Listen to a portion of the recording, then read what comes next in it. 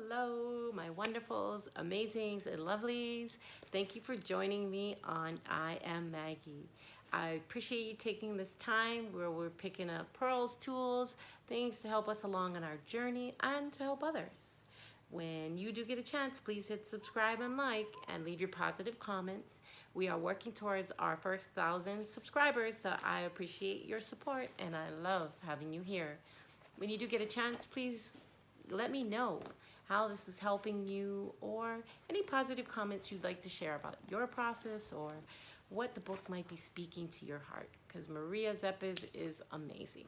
So we are doing The Magic of Everyday Life with Maria Szepes, and we are in chapter 16, The Magic of Friendship. So in the last video, I cut off axon 6. I thought I was done with it and I concluded it. So I'm going to pick up there, axon 6. Do not take advantage of a friendship given right so-called honest criticism. Shrouded in honest criticism, but it's really, you're being a butthole. This right under no circumstance means that we can now tease our friend without reserve, trip them, judge, and direct them aggressively, while at the same time, we totally disregard their virtues and fail to compliment them on their fine abilities. We can cause dangerous injuries by this behavior. We not only torpedo our unfortunate friend's self-confidence, but the friendship itself. And friendships build us up. Even when the person's constructive criticism, it comes with support. It's not just chip, chip, break, break. So criticism, directing, warning, even in the tightest relationship, is only constructive if we are not negative with our encouragement nor deserved praise at the same time. It is entirely misguided and suspicious sadistic assumption that whatever is in order and working well, that it must on its own. It's not worth talking about. That it is only worth administering the grinding stone to the area with rough parts. If we want to draw an analogy to the value of a human being, our soul is most akin to a mysterious, delicate, precious stone. The biggest, most valuable diamond. Now, guys, I know diamonds are formed under a lot of pressure and they're actually really tough, but in everything really tough actually is fragile at the same time. So here we go. The biggest, most valuable diamond, despite its amazing density, falls apart, is destroyed unless the master's hammer hits it correctly and in an appropriate manner. So when we are chiseling out our lives, becoming this masterpiece, we want to make sure that the hammer that we hit, so if we're hitting ourselves, we're hitting our children, like I'm not talking to hitting, I'm saying like if you're giving words to your children, giving words to yourself, that these words are ultimately from a good place and that they're designed to build up, not just rip apart. Like the way the world is this day, now everything is about just ripping people apart and watching the show, and that's just wrong. So here we go. We are going, so the biggest, most valuable diamond, despite its amazing density, falls apart and is destroyed unless the master's hammer hits it correctly and in an appropriate manner. So we kind of talked about this before, abuse, abuse, trauma, toxic situations. You will watch when somebody's been through something like that. And a lot of times those situations are continuing to live on in them because the master's hammer was not used appropriately. So I want to just encourage you, we are here of higher value orders. Great power becomes great responsibility. We have to look at what we're doing. I'm not saying I'm perfect and I'm not saying you're perfect. We just need to know that we have given it our best. Continue on the path, continue with your work, because you will be upgraded. God is watching, He's listening, the universe has your back. Okay, so now we're going to move on to axon 7. With respect to our friends' conduct, do not establish moral regulations that because of their character they cannot fulfill. Yeah. No matter how lofty we consider our presumptions in this regard, do not allow them to feel from an assumed moral superiority that they have failed before us and themselves. I'm sorry, but you see this a lot in religious institutions where you have people pushing the law down people's throats, acting like they're in this perfect place.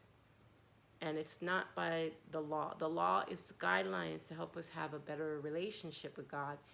But it's God's grace that helps us. That God's grace alone that brings us to full maturation in our full place. It's not anything that we could do, although we are also called to act in our higher order values.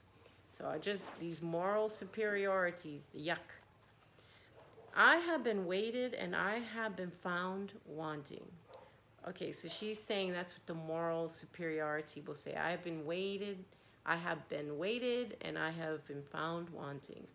Perhaps it is with this judgment that we hurl them into the depths at a time they are suffering most from weakness and needing support. And like I was highlighting before, depression, anxiety, suicide, all these things. A lot of times people are on this track of something said or done to them and they can't get off of it, and then it ends that way. We have to be looking. We do not want to hurl anybody into the depths of suffering. And, in their time of need and their weakness, we pull the support out and we even make it worse. And you see a lot of that. People actually, when the person shows weakness or needs support, they relish in it and they strike. No, we're higher order values. Hold to them. And I'm telling you, God's favor will be upon you. Just do what you know is right. So perhaps it is with this judgment that we hurl them into the depths at a time they are suffering most from weakness and needing support. Never tire in offering forgiveness and comfort, for recognizing the positive aspects of their being when they stumble, right? Be compassionate. We will all be down, circling the drain. It is not just some, it is all. Everybody gets a turn. Some people have it more than others. Even more, don't judge, be compassionate, be grateful that's not your path. If we give understanding and hope, they will find a way out of every crisis. Did you hear that? Take that out to the world. If we give understanding and hope, they will find a way out of the crisis. Just like those rats that were plucked out, you are precious, you matter. If it's you that needs this support, I'm encouraging you right now, keep going, you can do it. If you are a person who's in there supporting others, I encourage you too, because every upgrade to humanity helps the whole. Don't get caught up in this system that you have to do it for the gain will be there. Just do it from a pure heart. So these critical moments are great trials in which friendship is tempered into steel or it is consumed. So we want our friendships to be strong and to grow. And because of that, we are going to act with our high order values and integrity. We are going to balance the giving and receiving, and we are going to be compassionate when our friends are down. We're going to temper ourselves. We're going to do the right thing. Axon 8, do not position friendship as a conspiracy against the entire world. Such a witch's coven, which is filled with the black forces of degradation, ridicule, backbiting, haughty separatism towards the external world, are quickly bashed asunder by the evoked demons, right? So you don't want to end up in a situation where you're making everybody else bad and you're the good one. And, we got to, sometimes, if you're really in toxic, abusive, or traumatic places, you got to get out. I'm not speaking to that, but I'm just saying, like, if you're going in there creating the gossip in the workplace or the church or wherever you're going in there creating the tension. You know the buttons to push, and you're pushing it on somebody to get that response to make them spin. No, only no, that's wrong. Okay, let's see. The eternal elixir of friendship is manufactured only by an association that is bound in the interest of serving others and positive objectives. So we are higher order values, we are serving others, and with positive objectives. And when we get those lower nature parts of us that wants to stick it to the man, we're going to pause. And we're going to find the root. We're going to ask yourself, what is that all about? We're going to find the root. Maybe it was done to you, so you think, okay, I got a right to do it to you. No, two wrongs don't make a right. What you do to others, you're doing to yourself. And you will eventually see the truth in that. So just cut it out now and let's take the high road. All right. Axon 9. The content of friendship determines its duration. Woo, that's right, right? Who wants to be around a negative poo-poo person? No. Be aware that what kind of subjects and inspiration fill the time spent with friends. The more time we take grinding our jokes, mundane events, activities, daily necessities, possibly gossip, the more time and binding material we withhold from the mysterious interweavings that elevate our friendship above the temporal. So we want these positive relationships.